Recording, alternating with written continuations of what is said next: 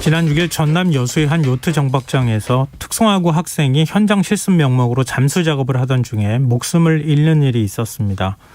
이번에도 역시 인재라는 지적이 나오고 있는데요.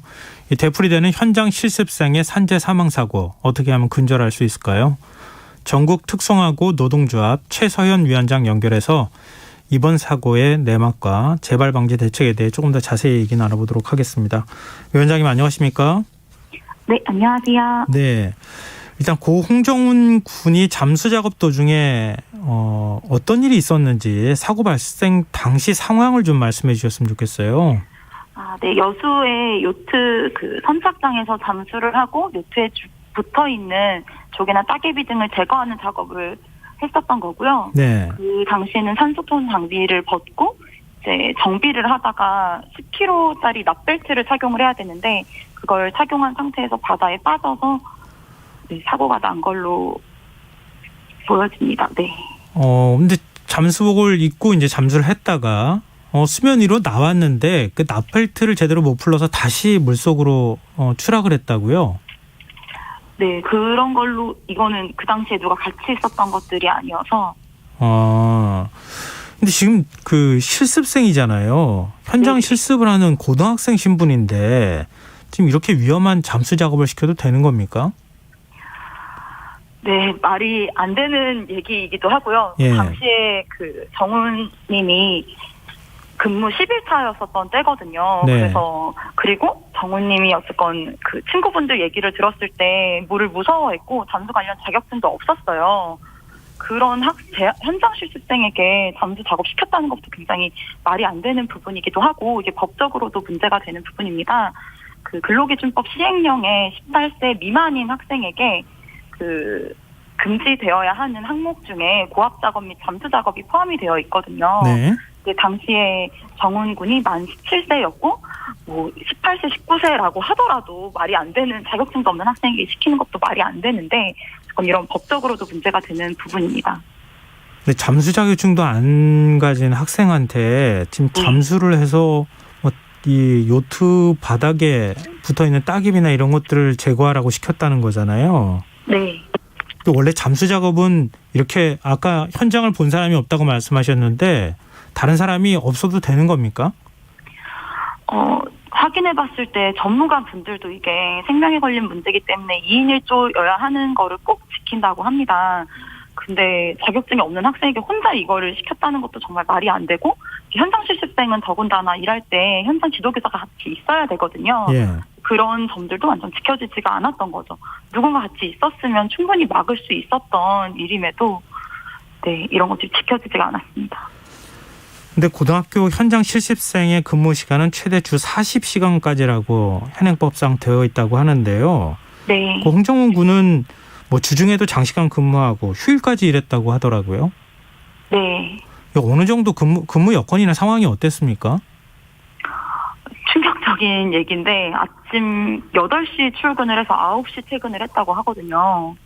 이러면 13시간 근무인 거잖아요. 네. 7시에 집에서 나가고 했대요.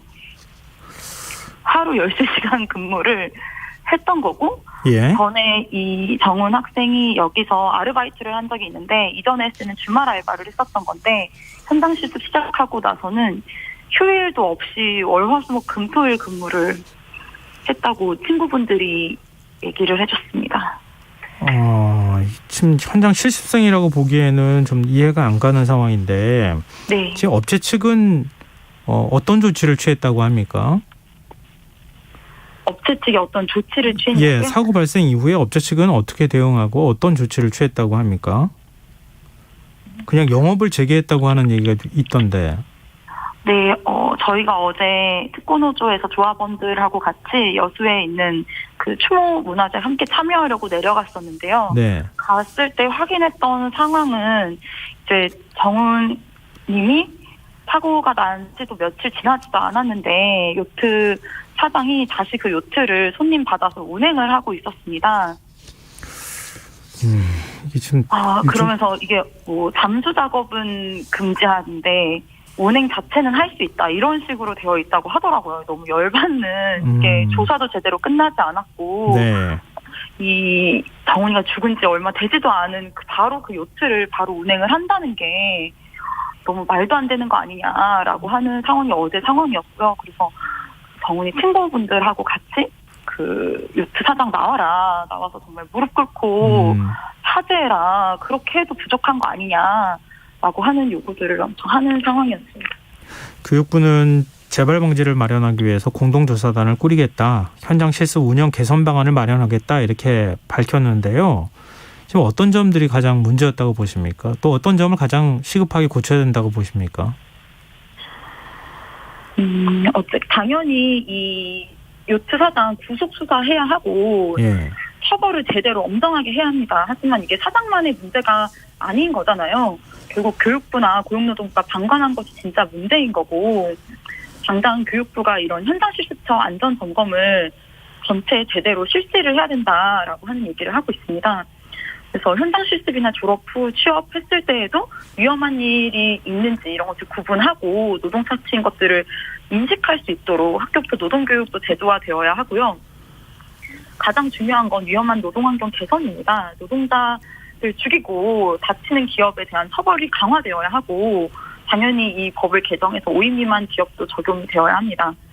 이게 그 현장 실습 계획서가 있었고 그 계획서 자체에는 정훈님이 잠수 작업을 하지 않도록 명시가 되어 있었는데요. 실제 현장에서는 그런 것들이 지켜지지가 않았던 거예요. 네. 계획서에는 그렇게 내는데 실제 현장에서도 그것들이 제대로 지켜지고 있는지 프로그램 계획서대로 운영이 되고 있는지 이런 것들이 전혀 점검이 안 되고 있는 거죠.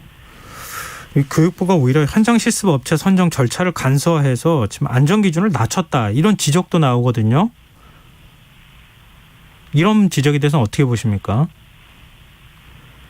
네, 당연히 이런 기준들을 높이는 것들이 필요한데 일단 그런 현실조차 지금 제대로 파악이 안 되는 부분인 것 같아요.